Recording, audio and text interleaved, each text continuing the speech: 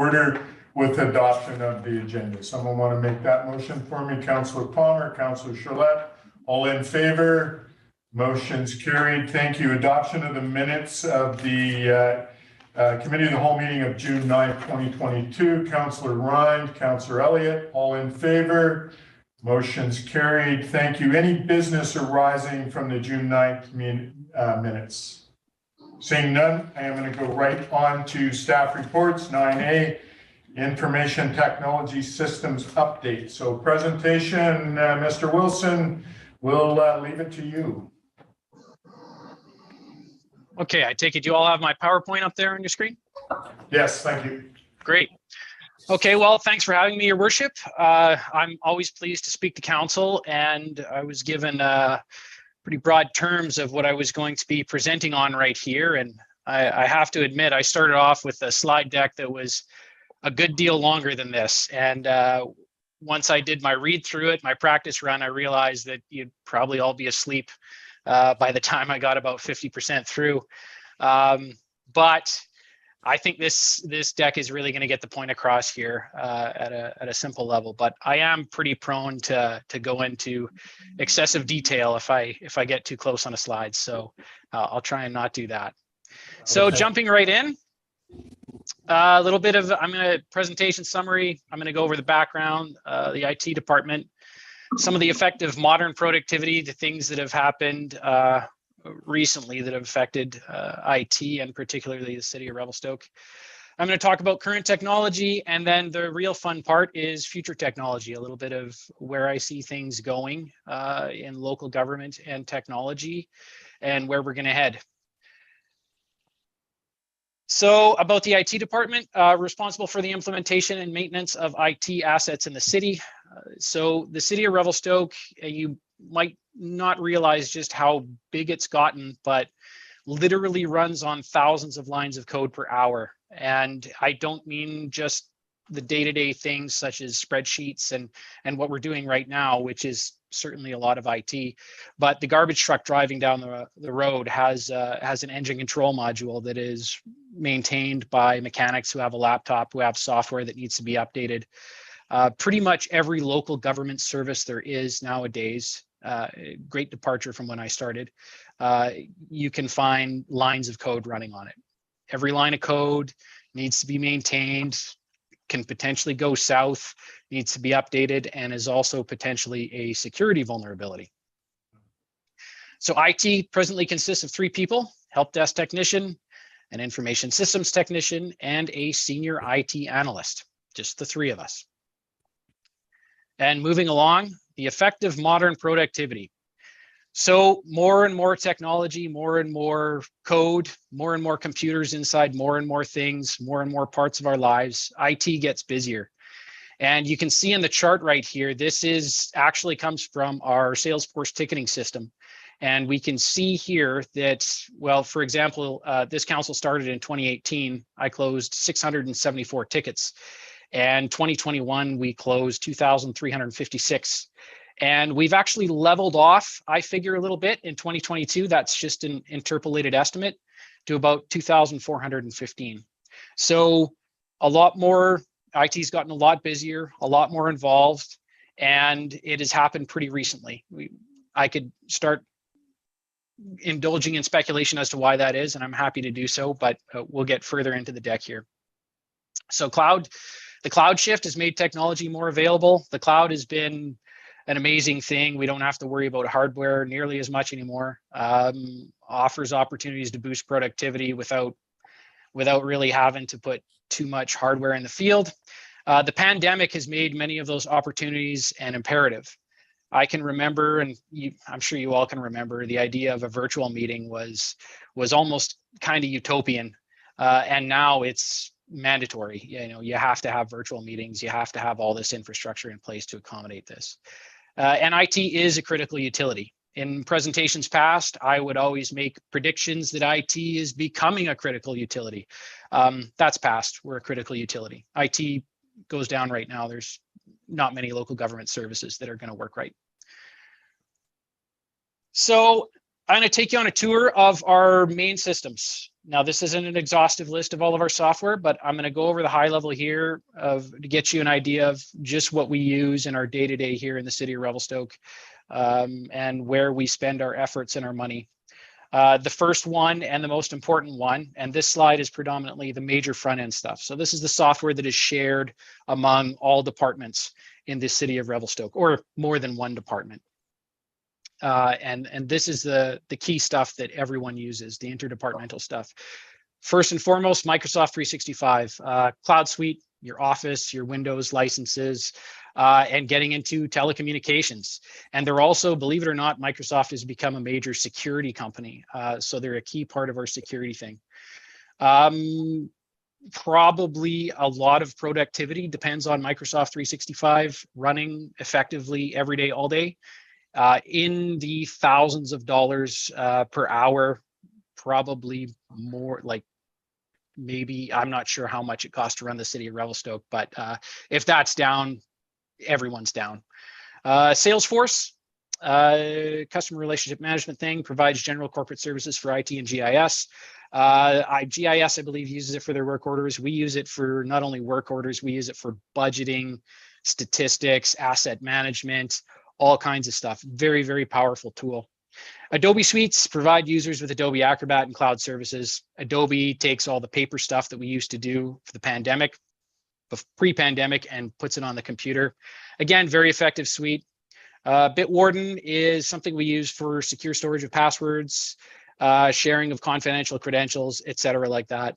Very powerful tool. Not very expensive, but punches well above its weight. Bang the Table, Talk Revelstoke is a public engagement suite. This is something that was implemented last year and is, I believe, still in the process of being implemented. Excuse me. C-Click Fix, I think everyone's familiar with C-Click Fix. That's our public and internal complaint tracking. So that is used predominantly by the bylaw folks to manage their work orders, not just for public complaints, although it does do that very effectively. So I'm going to go fast through this slide, but I do have to include it because this stuff is kind of expensive and absolutely critical, because this is the man behind the curtain that makes everything else run. So Windows Server operates servers. Cisco Meraki, this is a cloud service that runs all of our network equipment. So the Wi-Fi, the switches, everything that is making this meeting happen right now is all running on Meraki equipment. Azure is a cloud infrastructure provider by Microsoft. We do have one server in the cloud, just in case if we were to lose everything in Revelstoke, we still have that server to look after certain key things. DigiCert Authenticate says we are who we are. It's not going to get into details. Rapid7 is a security scanner. So that goes and scans all of our systems, looks for vulnerabilities, and reports back to us so that we can go and patch them. Veeam does part of our backup. Kaspersky is an endpoint security manager. Think of it like a modern version of your old antivirus. Very effective piece of software. Milestones runs CCTV software, the security cameras we have. Cantech looks after the building fobs, the fobs that get you in the doors in various city buildings. And Jamf is the suite that we use to manage our fleet of iPhones and iPads. Moving along, we have the software they use at Public Works. The DDC suites, I've had to abstract these out a little bit because they use a couple of them. Delta Care Systems and Reliable Controls. This runs the heating, ventilation, air conditioning systems at those sites. In some sites, it runs the lighting. Kind of older legacy systems, but pretty important. We have them at most larger city facilities. The only exception, I think, being the fire hall is without a DDC. The Scada Iot Suites. IoT stands for Internet of Things. It's things talking to things.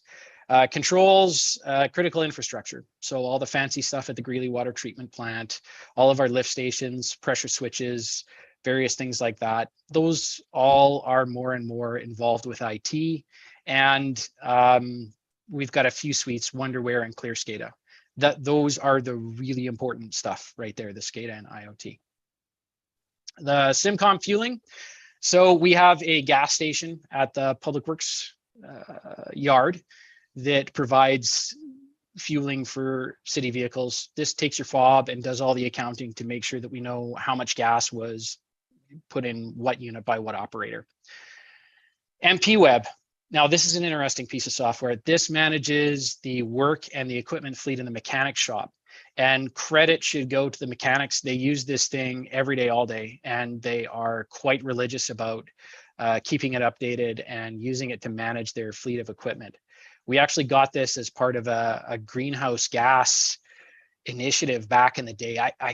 A consultant got us onto it, and we've just kind of run with it. And sorry, the mechanics have really run with it, and it's very effective. They actually have a thing or two to teach everyone else.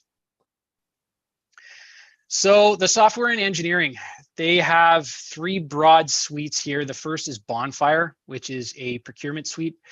It takes the litigious process of procurement and boils it down to a pretty simple wizard, as I understand, to be done by the operators of that software. It guides them through it so that there's not as much opportunity to make a misstep and therefore end up in litigation because you didn't do a procurement right. They're quite happy with that. ESRI provides your GIS services. Think of your mapping, think of your aerial photos and all the other stuff that you see, the printed maps you get as presentations for council. That's all done by the ESRI suite, the GIS. The Cad Design Suites, this is the survey text in everyone's wheelhouse. AutoCAD, civil design tools. They do simulations of various scenarios as they're looking to make changes to neighborhoods and infrastructure. Parks and Recreation have one big piece of software in addition to the major front-end software like Microsoft they use, and that is the Active Networks. And this is their day-to-day. This does everything that pretty much they do at Parks and Rec, does right down to scanning the card as you go in the swimming pool, manages bookings, schedulings, passes, memberships. It's kind of their customer relationship management suite. It even does their point of sale and their finances.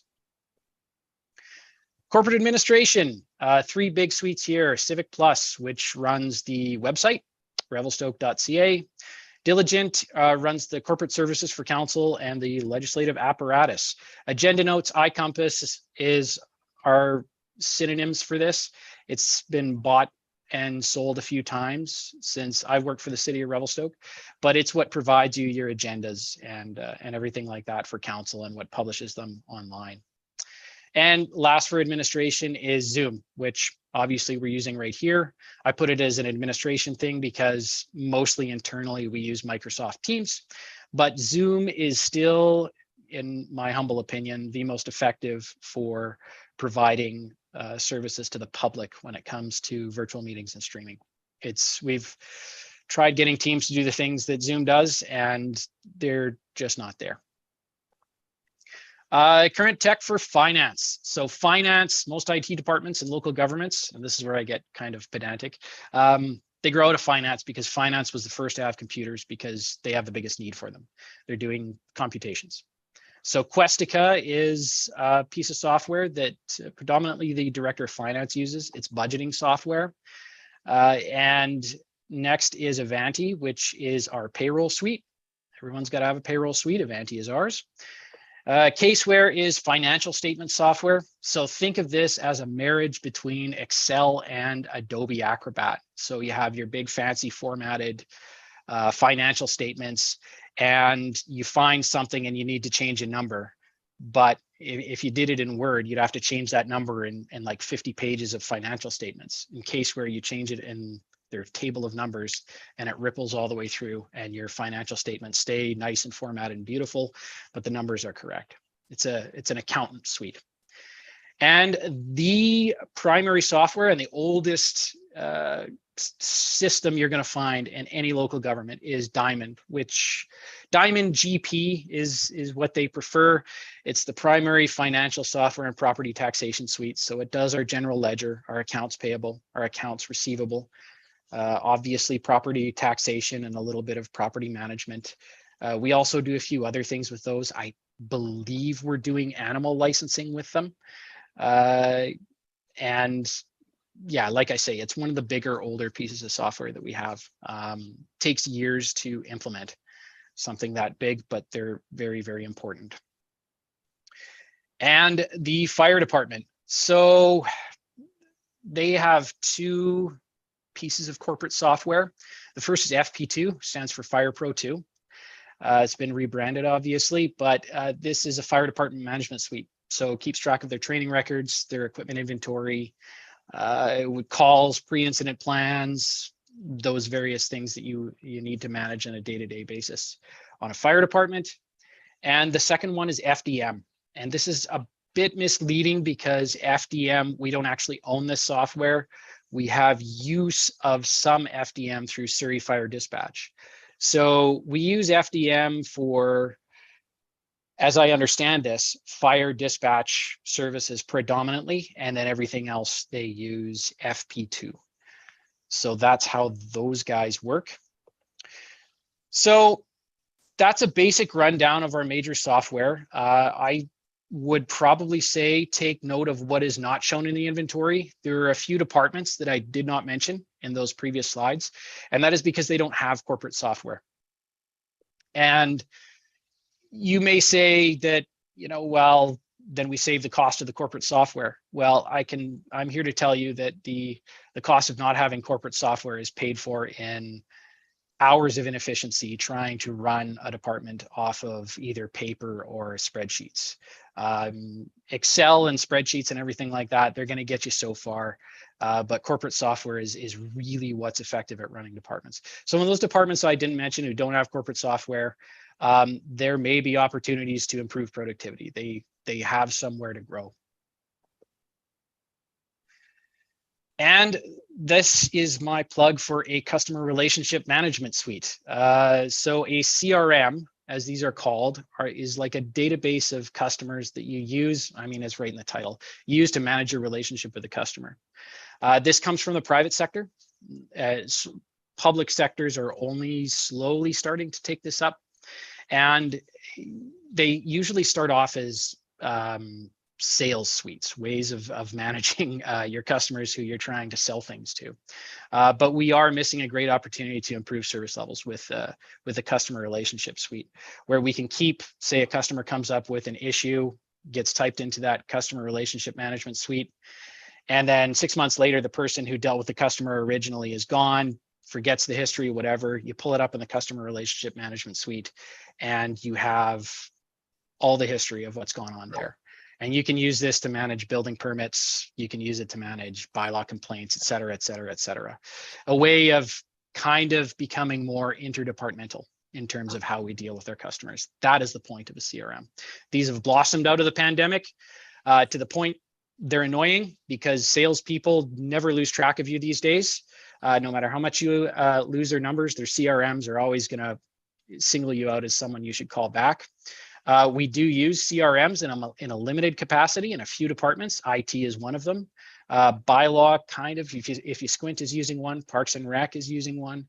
But I submit that the best CRM will be set at a corporate level, and it will be something that all departments partake in. And then we let the end users, as I say in the slide, let them evolve it into a mature tool. All right, done with the present. Here's where we talk about the future. And this is always good because I like to come back at these in a few years and see where I thought things were going to go and see how accurate I've gone. So I'm going to talk about demographic shifts, technology shifts, workplace shifts, and changes in crime and fraud.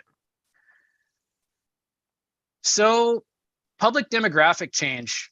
So you can see here, I borrowed this chart from a policy program off the internet, and it's something I heard on NPR in 2020 that millennials and below, as of 2020, were half the population of the United States. And I put this in here, and Taha from CED was nice enough to send me a chart that shows in Revelstoke, even more so than this graph. Revelstoke has a very, very large demographic of particularly around 25-year-olds. And that is something, as a city, as an IT department, we are going to have to reconcile with.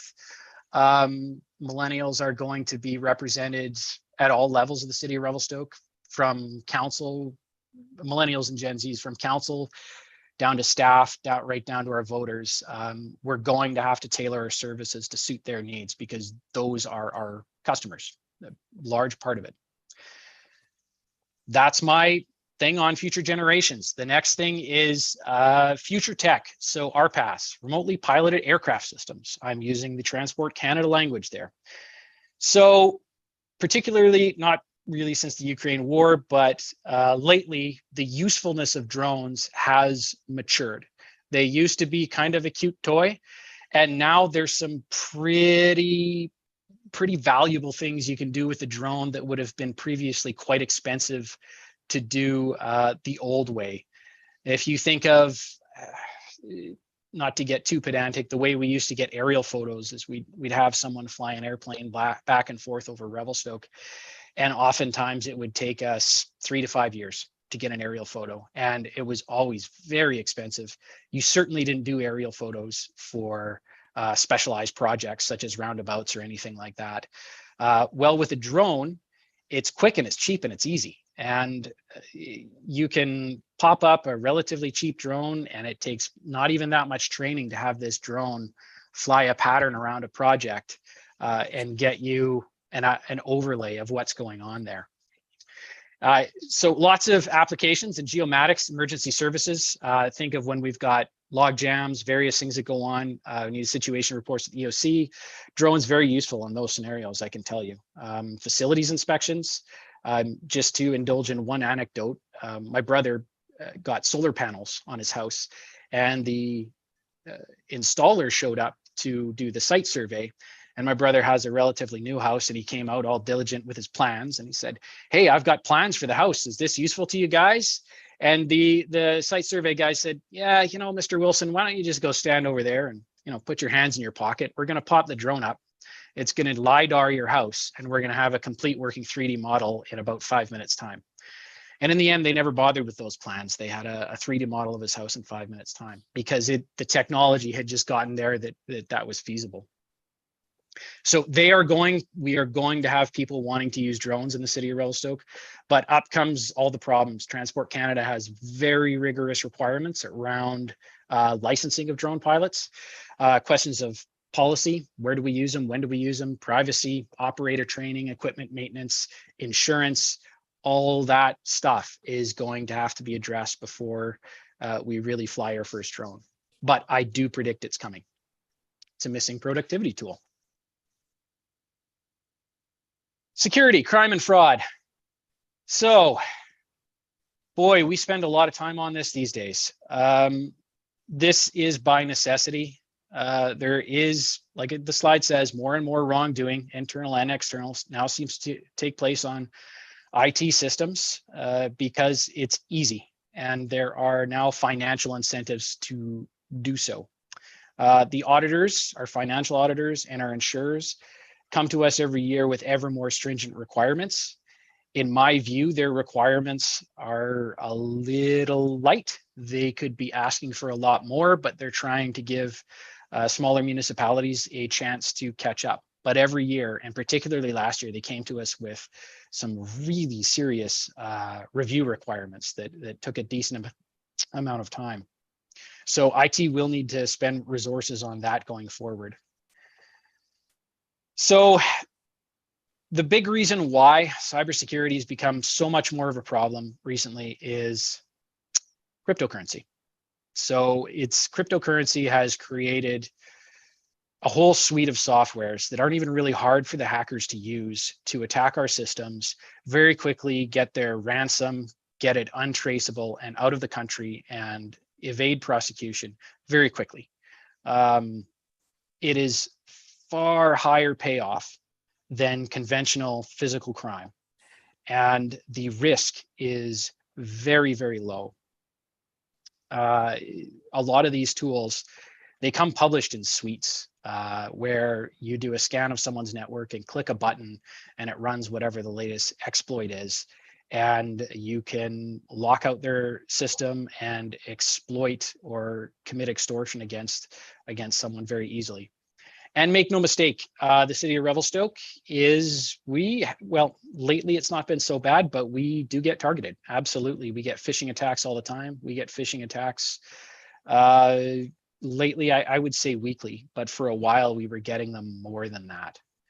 There's been a revolution in hacking in the last 5 years. They're now very, very well funded. Used to be hacktivists and vandals were the hackers. Now it's a business. They're making money and they are well financed. Future Tech, the telephone system. So the city's 2008 VoIP phone system has served us amazingly. I think it's only been down a grand total of 20 minutes since it first came online and when it started, but they don't make parts for it anymore. Our part stream is drying up. The technology that it depends on from TELUS is an older technology, and I don't think they teach it in tech school anymore. So on the TELUS end, our technicians who maintain it for us are, mid to late career, and I don't think there's anyone coming up behind them who's going to be able to support that. So it needs to be replaced pretty soon, ideally with a cloud-only solution, and that will basically be how phones work in the city of Revelstoke. That's the way everyone is kind of going, and I always suggest when it comes stuff to with your phone system, stick with what's conventional and don't try and do anything exotic, because you want your phones to be very reliable. And the new telephone system, we have all kinds of opportunities to do new things with this phone system that we couldn't do with the old. Obviously, it should be in your car, on your cell phone, on your computer, on your desk, wherever you want it. More integrated with, say, corporate software, and particularly a customer relationship management suite. So conclusion, IT is in good shape. We are equipped to handle the challenges going forward. You can see we are busy, but we are managing. And at this point, I am happy to entertain any questions you might have. So any questions? Councilor Ryan. Yeah, that was really interesting. Thanks, Jeff. Thank you. Or sorry, Mr. Wilson. Formal. Okay, I have a few questions. You mentioned that there's some departments that don't have softwares that could use them. Would you mind touching on a couple of them? The most obvious one is planning. I don't want, they're busy, so this isn't their fault. They've inherited this problem. But when I watch what their admin staff go through on a day-to-day basis, trying to keep track of permits and everything like that, it hurts my heart. As I would say, it's very difficult for them to manage that stuff and do it in a way so that they can pass the knowledge on to the next person who's going to be sitting their seat, and so on and so forth. Planning is the most obvious one who is in need of corporate software, and it will also be not a simple corporate software to implement, but they stand out as being the one department that needs it the most. CED is another department that I think needs corporate software, but they're also a fairly young department who just recently ballooned into more than one person. So I'm not certain how imperative it is for them. Yep, before you go on, can I just get you to stop sharing your screen so we can see everyone? If you wouldn't mind. Perfect. There you go.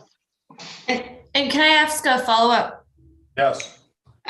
So when there's a new software that gets adopted, is it usually somebody in a department is like, I would like to use this, and then it goes to you, and then they take on the role of sort of teaching the rest of the people in the department? Or is that connectedness role? Because I imagine there's some challenges in making them talk to each other if that's necessary. So how does that always play out, or does it just depend on the use case? That is an excellent question. And the underlying question is, what's the process for adding corporate software to the city of Revelstoke? And the answer is that it seems to be different every single time. And IT is sometimes brought to the game too late. There's a number of solutions I could propose for that, but we have seen it happen a lot where IT is brought to the table on a piece of software as like, here, if you wouldn't mind signing off on this piece of software that I really want. And IT goes, I wouldn't if I were you. and they sign off on it, even though IT goes, don't do it, don't do it, don't do it. And then not 6 weeks, usually 18 months later, that software and we're quietly deactivating. So that is something we really need to address as a corporation, as the process for how we get corporate software acquired, installed, and everything like that. Software salespeople are very good at what they do. And normally we like to have, getting to the rest of your question, we like to have the departments pick their own software. Who am I to say what's the best software that a planner is going to use, or that the mechanics are going to find most useful to program an ECM in a garbage truck? So we like to work with them, and they say, hey, we're thinking of this software, what do you think? And then the IT guy pries under the hood, talks to the salesperson, talks to the technicians, talks to other municipalities who have tried to work with the software, and then makes a recommendation. And then the training should usually happen between the software provider, whatever it is they're buying, and the users. But again, I can get into all kinds of hard detail here, but I always say there's 4 main components to making a successful software system work. You have to have a problem. Something has to be wrong. The software fix. Okay. You have to have a solution, good piece of software with, with a company behind it. That's a company that's not going away, good support staff in that company, et cetera. You got to have that. IT has to be able to provide it to you. If we don't have the resources to provide the software to you, be it either hardware or the software is just so bloated and complicated that we don't have the support staff to keep it running, that could be a problem. And the fourth and most important is, the operators have to be in there. They have to be trained. There has to be a system of succession so that when one operator leaves, another operator can train them on how to use this piece of software. And when you have those 4 components, you can really get some productivity gains out of a system. If you miss any one of those components, that software will fail. Absolutely guaranteed that software will fail. Does that answer your question? Councillor Elliott? Yes, very much so. Thank you. Councillor Elliott, question? Yes, Jeff. The CRM, you mentioned the planning department not having the software to track permits and transactions through the system, through the planning system. That's been long identified as an issue or an item that needed to be implemented. I mean, many communities have it. I mean, even the SRD, Gary, in Salmon Arm, they have a system. You apply for a permit, you know what stage you're at, you know what needs to be done from your, from the outside person's perspective, but you know how the thing is progressing through the department. But that's been given, that mandate's been given to the planning department to put it in place for quite some time. Yep. Are we missing? What's happening? There's the planning department, as you may know, they've had some turmoil recently, yeah. And typically every time we change a director, everything gets kind of tossed up in the air, and we have to see where it goes. For a while there, planning staff had a pretty short, they had short durations. They're much better now, but it was I think 6 months or so was the average planner's tenure there. So that contributed to it. And at the risk of tooting my own horn, is they've never really gone to IT with something they've really wanted and said, look, we really want to get this done, and let them help them along with it. I think they're in a better headspace now. I know they're in a better headspace now. But that has been the primary issue of it, is the planning department has had trouble finding stability. And you do want to have some stability in a department if you're going to start implementing new software. That is typically, new software should come in on a stable department where people are at their desks for a reasonable amount of time, good management, etc. No, I agree, but it's been the real sore spot from the previous 5 years, right? Prior to our term, it was a real contentious issue. The lack of connectivity, or the customer service and the follow-up, all those elements were identified. And I think the CRM software, that seems like an obvious solution, but that seems to be the most prominent. All the other departments combined, the planning department was always the one that gained the attention of a trouble spot. And it would be ideal if we can get that implemented soon. I'm going to go to Ms. Braun and then Mr. Simon, please. Thank you, through your worship. Great presentation, Jeff. And I totally agree with your comments about our department CD being a young department. I think, one of the challenges we're finding is that, our needs are a little bit different. We need data on one hand, which would align perfectly with permitting software that the planning department might be looking at installing, along with business licensing information. The public facing stuff we do is in partnership with a lot of other organizations. So Help Seeker, that app that we're using with our social service sector is more about getting information to people that are vulnerable in the community or social service sector organizations. Public engagement piece, bang the table works well so far, although we haven't had a lot of take up on it, but we'll see how that works out over the next year with our ECDEV strategy work.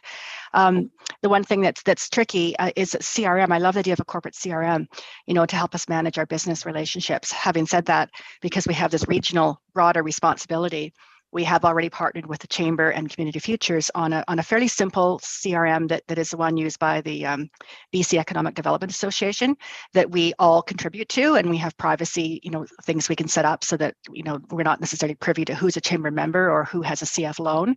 But that I think will prove to be quite useful for the regional work. But I look forward to talking to you more about how we can look at a corporate CRM that would help us more specifically access the data that we need. Great, thank you. Mr. Simon, comment or question? Through your worship, just to Councillor Elliott to add on, I agree with everything that Mr. Wilson had said. And one of the biggest things in planning, and I've had experience of testing and applying software, it's not easy. And planning is very, very unique and challenging. And one of the biggest things that I can tell you in my experience here is if you don't have a proper process on paper that is consistently applied, you will never be able to translate that to an online software. So our group has been working really diligently over the last couple of years now to make sure that we're getting all of our ducks in a row and that we're consistently applying our process and our application procedures. And once we have that completely down, then we'll be able to find a software solution that will tailor to the needs of the group. But I can tell you it's certainly something that you don't want to just jump in with both feet on, because it will end up causing more problems than it will end up solving. So you want to be really strategic about it. I agree, Paul. You want to be certain, but perfection, you don't wait for till it's perfect. You try to implement in all instances. You can't start with being perfect. You grow, you evolve. But people have been asking for this for quite some time. And I'm not saying that things haven't improved in the planning department. I think they've gone miles better. So kudos to that. But I just think this was just an element that was identified long ago that could have helped sooner. So that's all I'm saying. Through your worship, we would love to have software in the group too, because as Jeff indicated, we are currently tracking application statuses on an Excel spreadsheet, which is still, much improved compared to what it was a couple of years ago when we started. So something we're definitely looking into, right? Yeah. Councilor Palmer. Thank you, Mayor Sulz. Through to Jeff.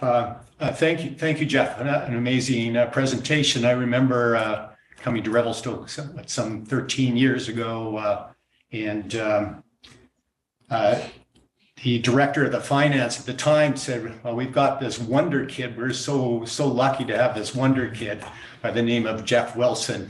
And it's interesting going back way then, because you were a wonder kid back then, and you're just working in the background. And I think you've really explained through your presentation on how you've evolved and just along with the systems. And so I find that really exciting and rewarding. I remember, in my early days, I don't know if you remember or not, but I without informing IT or anybody else, we shut down the power at City Hall. I think you were a little bit concerned about your IT systems. You had a little chat with me. I don't know if you remember that, but my reply was, well, it's better to find it out under this kind of circumstance. And but anyway, thank you very much. Very, very useful for understanding. I think it's really useful even for moving ahead for like the planning department in particular. They know that because of your presentation, there's going to be more support. I think what Paul's doing there to ensure the systems are in place, because as you pointed out, sort of importing some words in your mouth, but the operator confidence or the operator endorsing the systems is absolutely critical, because if they're not doing it, and so that's great. A question on security, and don't belabor it too much, but there's more and more risks of cascading systems failing. So we've seen that, for example, with Rogers when their system shut down. And if we have a massive failure, and I guess one of my sort of concerns with cloud-based systems, yes, we're going that way, we have to, but there's a control that we lose. And I'm thinking back 10 years ago, you wouldn't have been allowed to use cloud-based systems because it's, for example, governments were requiring that to be, things to be in Canada. Well, there is no borders anymore internationally. And so can you speak to, if there was, a major outage of, basically the cloud, what does that look like for us, and how prepared are we to pick up the slack? So there's two questions there. Let me answer cascade failures and the cloud. So it is a fact that the cloud goes out. People tend to forget it, but I always say my systems were 99.9% available. Some of them were 99.999. The cloud's 99.9, so it's usually out. I would say an afternoon a year, about 4 hours a year, the cloud just doesn't work. Something will go south at Microsoft and it will be out. So you're in an outage scenario. And that creates a question of, okay, what do we do to minimize the bleed off of productivity? If it's a short outage, if it looks like something that Microsoft is working on, it's not that big of a deal. It's really a tough judgment to make. The best thing you can do is just to go sit back at your desk with your head in your hands and wait for it to get fixed. Because when you start doing your implementations, it's going to end up taking longer for you to unwind your implementations once the cloud comes back. That's one scenario. And that's by far the most common, because most cloud outages are cloud-wide, and they have every bright person at Microsoft working on it as fast as they can. Scenario two is a sustained cloud outage. Most of our data is stored in Canada, in the data center in Toronto when it comes to the cloud outage. So say that is just something happens, there's a fire and it's gone, just gone. Microsoft has other redundancies in their network. They have another data center in Montreal, but if that was gone too and there was just absolutely no cloud, we do back up our systems from the cloud back on premise. And if we have to, and boy, it better be some outage because it will be a pain, but if we have to, we can go back entirely to on-premise data, all of our data, all of our emails, absolutely everything. It will be an effort, probably a 24 to 48 hour effort, but it is totally doable. And for corporate software that runs entirely on the cloud, yeah, that's just out. That's just the way it is. They do not make those on-premise anymore.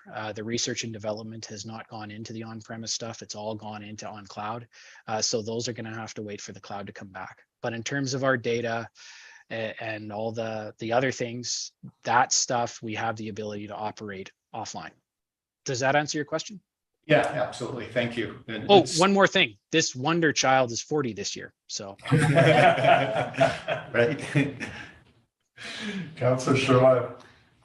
Thank you, Worship. So you've mentioned a couple of pieces of older software that we have. And I remember talking with Ms. McCabe in finance before about installing new budget software. So was that one of the programs that you were showing us that's already in process of being implementation? And if so, which one? Yes, indeed. That is Questica. Questica? Okay. And then that Diamond financial software that you said was the oldest. Do you think that there's any risk there, any opportunities that we should be aware of? Or, like, how solid is that? As soon as I hear older legacy systems, I get a little nervous these days. Yeah, and well, you should. However, when I say old, as in that's probably in terms of what's been integrated to the city the longest, that is the software that's been there the longest. It is actually under the hood, it's Microsoft Great Plains or GP, which is very well maintained, but it's got the feel of mid-90s software. It is slow. The company that maintains it, they're tough to get support from these days. The Great Resignation has not hit them terribly well. It's difficult to get support from those guys. But unfortunately, that's kind of a niche market, the local government property taxation, stuff that works in British Columbia, stuff that works in Canada. So for now, that is the best solution we have, but we do keep our eyes on the horizon. That's fair. And then the last thing I was going to ask about,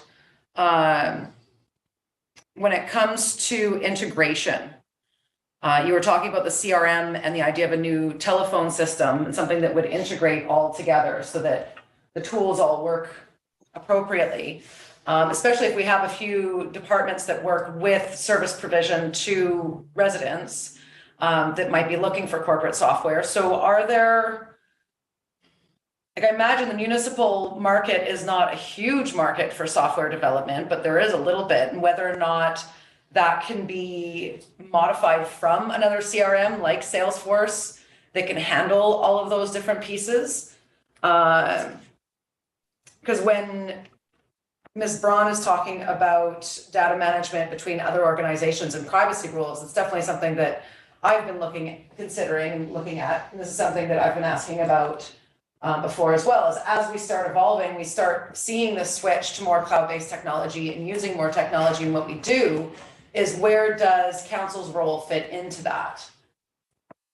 Right? So how do all those pieces play together? So I'm curious if you have an idea of what that would look like what kind of a time frame are we looking at for implementing something like that? Okay. Through your worship to Councillor Gillette, so we have a number of questions there. I'll start with the telephone system. So the telephone system, as I mentioned, we've got to go, and it's got to go very soon. It probably would have been gone by now, but the last CAO had some kind of different directions he wanted to take it in. But the main thing is our parts have dried up there, and it's got to go. And in terms of how that would integrate with a CRM, something like a Salesforce, and this would be my recommendation whenever you do a CRM, take it to me first before you spend money on it, and stick with the big guys. Even if it's a little more expensive, quality doesn't cost, it pays. And when it comes to your CRM, you're going to want the very best, and you're going to want the very biggest. And the reason for that is predominantly integration. The big ones are going to integrate with everything. The big cloud and phone systems are going to integrate with Salesforce. Or, for example, I don't want to commit to any one of those guys, but for example, Microsoft Teams phone system will probably integrate very well with Salesforce, and you'll be able to go on there. As long as you stick with industry standard software, you're going to find integration very easy. Where you run into trouble is when you start trying to pick out little niche software that is designed for local governments, or one thing that that the salesperson has gotten the manager's ear at the last trade show. That's where you run into problems with integrations, and that's where the IT department said, they wanted to integrate with something, and the IT department said, no, not going to happen. So as long as we stick with the big guys, integration is going to be smooth sailing. If we deviate from that, things get tough.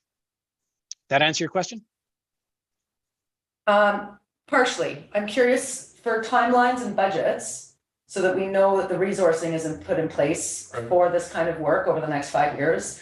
I know IT already has budget lines in our financial plan, but have these considerations been worked into that 5-year financial plan at this point, or is this something that the next council needs to consider adding additional resources for? So that will be something the next council needs to consider adding additional resources for. One of the criticisms I do have the way we work here in the IT department is we presently do not have a seat at the management table. So it is difficult to get our voice across during budget time. If we get that remedied, this becomes a lot easier, but definitely we are looking at 12 months plus in terms of timeline. And the other thing I should mention with the CRMs is they're very expensive. The cost is per user, and there is not a lot of room to do this as a demo. You want to be certain all your ducks are in a row. For example, Paul says all his processes, he knows what he wants, he knows what he needs. We're ready to go. We're ready to spend the money, put the effort in. He knows he can train his staff and get everyone set up for it. That's all got to be in place before we go spend this money. CRMs are expensive, so we like to be deliberate. It's not just a matter of throwing some cash at it and seeing how we go. Right. Councillor Ryan. Yeah, on the budgets, I'm pretty sure I know the answer, but just to clarify, like the software costs that are department specific would be allocated to that department, and then the ones that are shared, they're split, right? Is that how it works? Another great question. They are now. They used to be when you looked at the budget and the spending last year. Other departments' software was all buried in R1 software code, which was frustrating for me because I found myself having to explain why this and that software cost so much, or why one department needed one thing or the other, when it really didn't have a lot to do with IT. It could go away and IT would work just fine. This year, the director of finance has remedied that. So yes, next budget year, you're going to see it coded per department. Awesome.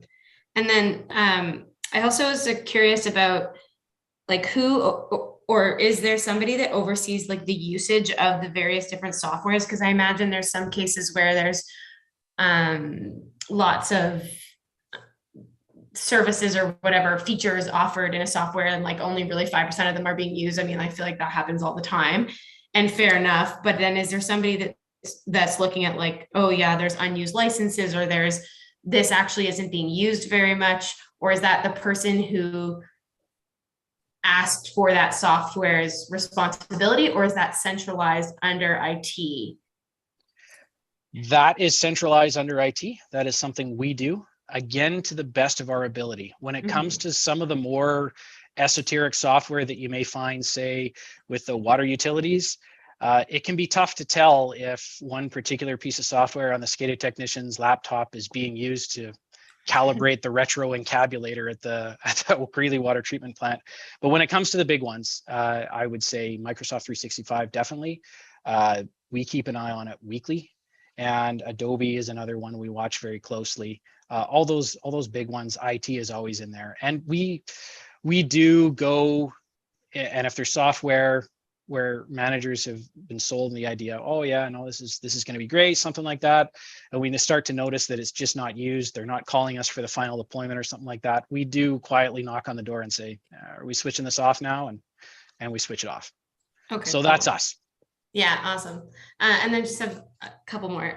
So in the instance where there would be some, like I'm sure there's some cases where maybe Salesforce, I really don't know much about the ones you mentioned, but let's just say one of the bigger ones has some functionality that's not being used, but another department wants some other app or software that does something that another one wants. Whose role is it to like, what would happen if you, being this smart person, is like, oh, well, this is offered by another software, but you have a department head who's saying, but I want this other software. Is the process, would that usually say, would you go to the CAO and say like, hey, I think we could actually just, these guys could just use this existing software, and that's that conversation? And like, how often does that happen, or is that not really a thing that happens? Through your worship to Councillor Ryan, another great question. Thank you very much. That doesn't happen as much as I'd like it to happen, but it does happen. Where someone will have some software they want or something like that, and IT will go, well, have you talked to BYLAWS? They're using this or that. That's a great opportunity to use their stuff. And We do that as much as we can when we are brought to the table early enough. The most close example, and credit goes to my colleague Jay, with the check-in app. The bylaw guys started using a working alone check-in app, and then the Public Works had some legacy thing that was going away. And Jay said, well, did you know what bylaw is using? And so now they all use that app. So it does happen, but like I say, the process for how we get software needs work, and it doesn't happen as often as I'd like. Yeah, sounds like it. And it also sounds, I mean, it seems crazy that you wouldn't have a seat at the management table when you're literally in every department in such an important role. I just have one last question, is about, so let's just say there was no transferring Revelstoke, like just tomorrow Revelstoke is new and it has never existed. It's a brand new town no one's ever heard of. And what are the main things that you would do differently instead of stacking all of these? Like, how would you, are there any like really big changes that you would want to see done if it wasn't for the hurdle of doing them? Yes, probably a great many. To start off with, where our critical infrastructure lives, we borrow a little space off of a department that's in a basement. And boy, it's not a good idea putting IT equipment in basements. They flood. That's the reality of basements. But the site we're in has a backup generator, has cooling and everything like that. It's manned 24/7. And it's at the center of our fiber optic network. The other thing I'd say is we have, through RCEC's conduit, our own fiber optic cables that interconnect various sites, including council chambers, City Hall, the RCMP, the fire department, the rec center, down to the Public Works yard, the RCEC plant, obviously the Downey Street lift station. And those have been amazing. I mean, very, very cheap way of transmitting a lot of data back and forth, but they've got a big upfront investment that goes in with pulling our own fiber optic cable. And so if I had to do it again, I would have our own fiber optic conduit between every site we have in the city, and probably a bylaw that said anytime we dig up a road, we put in fiber optic conduit to expand the network out. Otherwise, we're beholden to telco, TELUS, Starlink, or whoever, in order to provide us with our communications, and they set the price and we pay it. Cool. Great. Awesome. Thanks for those comments, Jeff. Appreciate that. That's something we're going to have to give thought to as we deal with our infrastructure, and I think that might be a good way of bringing things up to date. Any other questions from council? Seeing none. Sorry, I have one last one. Sorry. Okay. What's the deal with our website? Like, what are your thoughts on our website? Yeah. How much time you got? I don't know. Oh, the website is what it is because it's older. And it is older because we have a systematic issue, in my opinion, with communications in the city. And it's presently quite disjointed. For example, Talk Revelstoke is managed by, whatever contractor or whatever it is who is doing the communications for a particular project, and then on to another contractor. And admin does an amazing job trying to keep it all together for themselves, but they're very busy. And the one thing we are lacking is one voice in communications who can have the final say on what's most important in terms of communications. What projects do we need to do next? What is the most effective way to get the message out? And the website is a part of that and is suffering from it, because people need to have the time and the bandwidth and the drive behind them in their job descriptions to get that thing up to speed and get it looking the way it should look, modern. That's what's wrong with the website. It's a structural problem we have here in the city. I would say not so much as a technical problem. And IT people are, I should say this, I should warn you, I know this is going to be a shock to everyone, but IT people are not communications people. We we don't know what looks good. We don't know, you know, in terms of drafting good public responses and everything like that. That's not really in our wheelhouse. Just because it happens on a computer doesn't mean that we're the best people at it. So that's what I'd say. We have a structural problem with communications there, and when that gets fixed, the website will get fixed. That is as simple as that. That's an interesting answer. That's great. Thanks. Charlie? Thanks, Jeff. I love that comment about the communications. I think we've been asking for a centralized or one voice that would sort of understand the whole scenario in our politics and in our city operation. That's a good summary that you presented. The one question I have is measurement. It's great to get software and computers and all this stuff, but how do you measure effectiveness or productivity out of it? The latest software is ideal. We can ask that, and it may be very expensive, but if it doesn't deliver, or how do you measure the productivity of it? So that's a good question, and the answer is somewhat complicated because it depends on the software and what specifically it's designed to do. There's a profession out there that computer science has adopted called operations research that measures exactly that. How effective, if we invest something in, what do we get back? And it all started in the Second World War with someone wanted to know, for every bullet we shoot in England, how many German planes come down, right? How many bullets does it take to bring down a German plane? And that's how they measure productivity. And there's all kinds of interesting ways of measuring it.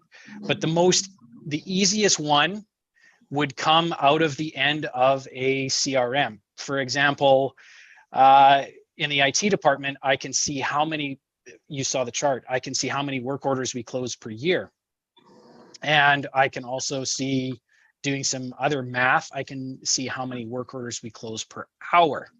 So in theory, if you had a system like that up, you would be able to measure, say, a productivity tool of just how many more units of work are being done before said system was implemented and after said system was implemented. So that would be a general way of measuring whether or not you were getting what you were paying for in terms of a software. But it gets complicated because no one uses technology to save time. We never do. We just use it to do more. That's the reality. Well, that's my question. We have a bang the table, or we have a streaming system that we get viewers, 1 or 2 viewers per session, or you can probably tell me how many viewers of the public are looking at this meeting. And I'm wondering, really, what's the point of going all this extra effort and investing this much money if we don't get much productivity out of it? Bang the table is a prime example for me. Through your worship to Councillor Elliott, also another great case of why we need a single voice in communications, somebody to prioritize what is the most effective way of getting the message out, and they can use those views to measure what's working and what should we just let go. Yes, I agree. Any other comments before we move in camera? Councillor Ryan, you have one more. Yes, just a comment that I think this was really, really, really useful. And I think that when the new council is selected and that's all finalized, I feel like there would be a big benefit in having this presentation given to them just so that they understand sort of the complexities of all the various systems, because it's, yeah, a lot more complex than you'd think without having had this presentation. Great. All right. Seeing no further comments, I'm going to ask to move in camera pursuant to section 90.1D of the community charter, moved by Councillor Ryan, seconded by Councillor Charlotte. All in favor? Motion's carried. So Ms. Rousseau, could you stop live streaming, please?